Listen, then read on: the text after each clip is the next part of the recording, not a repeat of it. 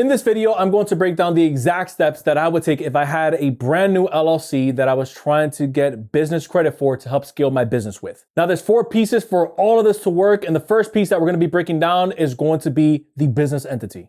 Now, what exactly is a business entity? It's an organization formed for the purpose of conducting business.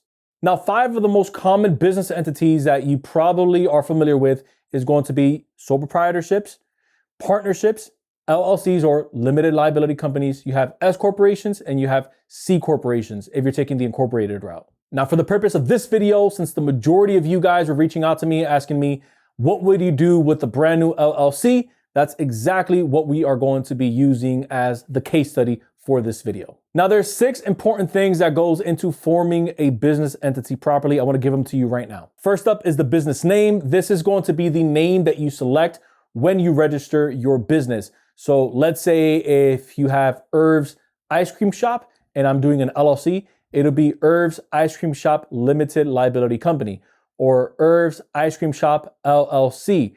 That's the naming convention of the business that we're selecting. Next, we have the entity selection, which we kind of just hinted at, which is going to be the organization formed for the purpose of conducting business. Again, for the purpose of this example, we're going to be using an LLC. The third part of forming a business entity is going to be the business location. This is where your business will be established. So if I'm opening up a business in Florida, then that's known as a domestic entity, meaning the home base or the headquarters for that entity. If I decide to open up my business, my LLC here in Florida, and then I also decide to want to do business in, let's say, Nevada, then the foreign entity that's also a part of my main entity, that's known as a foreign entity, that's going to be established in Nevada. But again, for the purpose of this example, we're just going to be using a domestic entity. Fourth is the employer identification number, also known as the EIN. This is the social security number for your business given to you by the IRS or the Internal Revenue Service. Again, this is going to be the number that you're going to use when you're applying for business credit lines or when you're opening up business bank accounts. This EIN is going to follow everywhere that the business goes. And so when, again, you're applying for a business credit line, all that debt that's going to get reported under that EIN is what's ultimately going to get reported also to the business credit bureaus. And this is how you start building up business credit on behalf of that LLC. Number 5 is going to be your formation documents. This is going to be your articles of organization and your operating agreements. Now, the articles of organization break down basic information about your business, such as the name, address, and the LLC members, while the operating agreement breaks down how the business will be ran and who's doing what. So if there's more than one member, assuming you're not a single member LLC, then maybe your business is going to have split ownership, meaning maybe it's 50-50, maybe it's 51-49. That percentage of who's doing what in the business is what the banks are going to want to know. And that's also what they're going to take a look at based off of what you put inside of the operating agreement.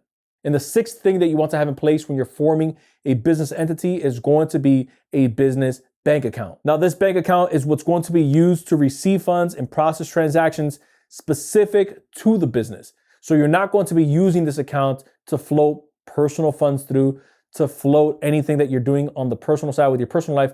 This is only going to be held for business transactions to hold funds specific for your business. And this is how you start separating your business from your personal assets and your personal liabilities. Now, if you're wondering what's the point of this, here's what having this in place is going to do. Having the business set up properly is what allows you to work with banks and lenders to get capital for your business. Not being able to set up a business properly is one of the fastest disqualifiers used to deny people and quote unquote businesses from getting credit. Now, quick side note, if you've been operating as a sole proprietor and you're thinking about switching to maybe an LLC, the faster you can make that switch, the faster you're able to start reaping the benefits of having your business set up as a limited liability company. One of the reasons for that is we saw a business owner who was able to essentially set up their business. They started running it. They were able to get access to $120,000 worth of business credit solely on the sole proprietorship side. When they try to transfer all of that over to the LLC because they finally said, okay, it's now time to make the jump. The bank said, since you're now creating a separate entity, it's practically a brand new business at that point. That's technically seen as year one for that business. They weren't able to essentially transfer all of the credit that they had available for that business already to the LLC. So what they actually ended up doing, since it was the same line of work, it was the same business owner, they actually ended up shutting down all of those accounts altogether. So this person, unfortunately, had to start from scratch. Now that is case by case, and it may or may not happen to you. But again, if you're on the fence on whether or not you should maybe open up an LLC, if it makes sense for your business, which in my case, it almost always does, go ahead and make that switch. So that way, as you're building business credit, you're able to properly build up the age so that you don't have to go back later and say, man, I have to restart this thing all over again and lose all of that work that you put on. Now, the second piece of this is going to be the owner's credit, which in this case, it's going to be you. When you're starting a new LLC without revenue, collateral, or tax returns to show any income, the owners, which again, in this case, it's you, will have to do what's called a personal guarantee or a PG. Now, having a PG on behalf of the business is common, not just for a brand new business, but also for an existing business who's maybe generating under $2 million a year in revenue, doesn't have much collateral to their business's name. But if you've never heard of what a personal guarantee is or what a PG is, here's what that is. This is promising that if the business cannot pay back the money that it was lended, the owner will use their own money to make sure that the business pays the debts back.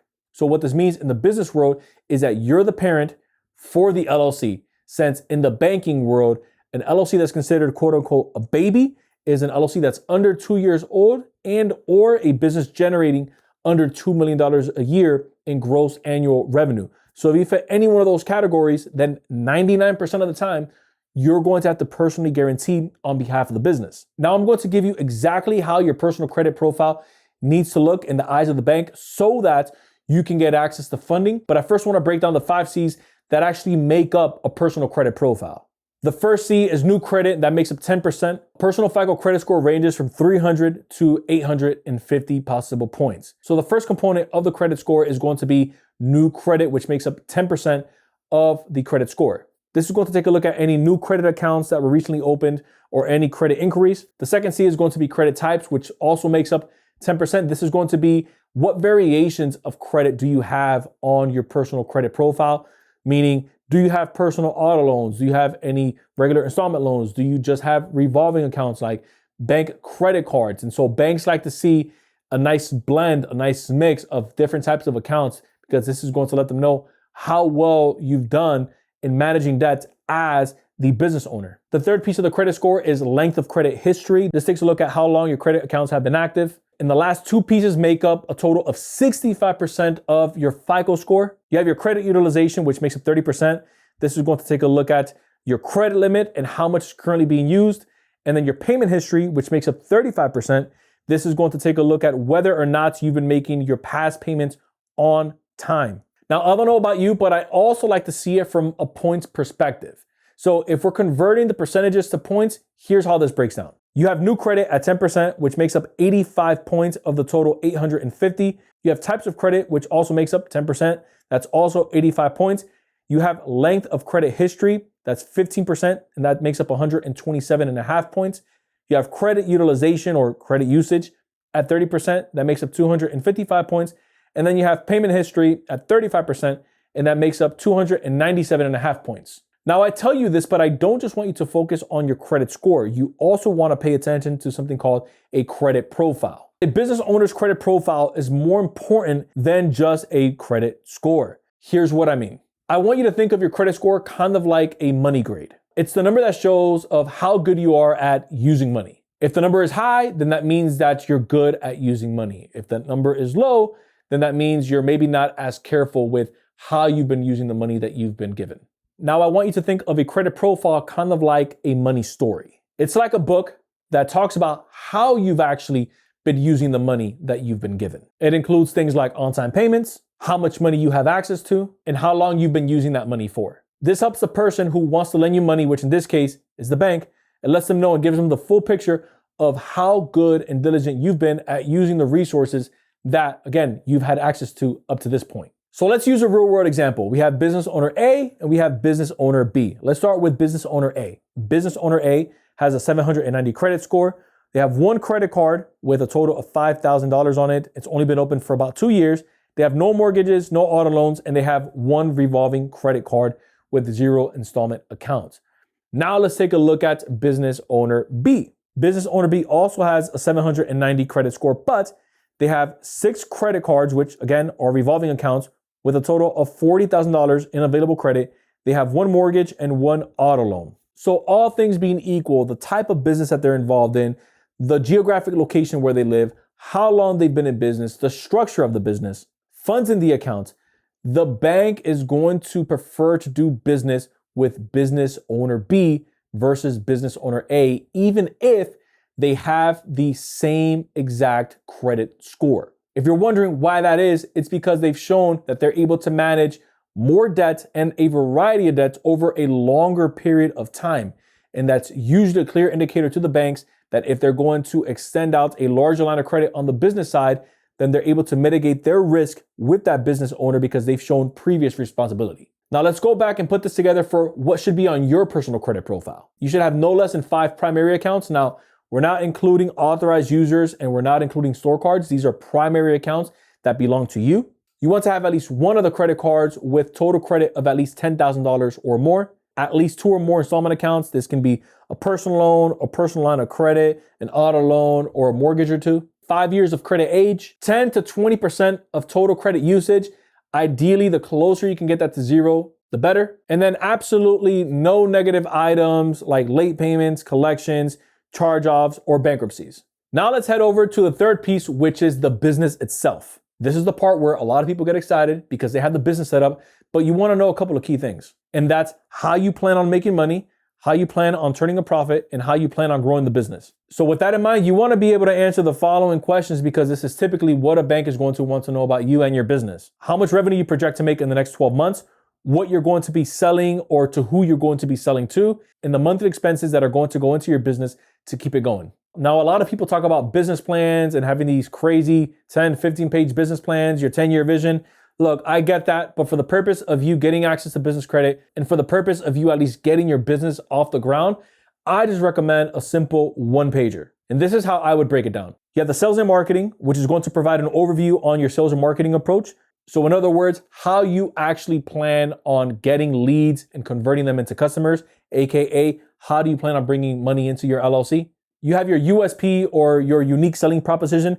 This is what's going to make you different from everyone else in the marketplace that's maybe offering something similar to what you want to sell or what you want to do. The third piece is going to be the financial summary. This includes financial information such as startup costs, cost of labor, marketing costs, equipment needed, or revenue projections. And this fourth one, banks like to see, but this is also for you, and this is going to be your mission statement.